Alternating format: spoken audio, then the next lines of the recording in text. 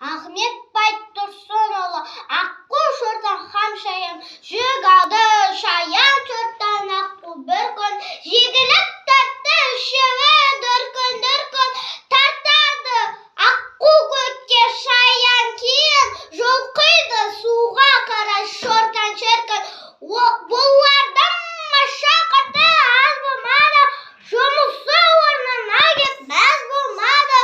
Тартса да бар күштерін аямай, аслан жүк орнынан қозғалмады.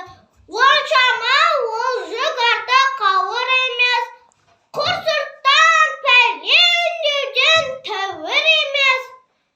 Жүк бірақ әлі күнге орнында тұр, бірыңғай тартпаған соң бәрі тегіс. Жігіттер, мұнан ғибрат алмай болмас, әуелі бірлік керек болсан жолдас.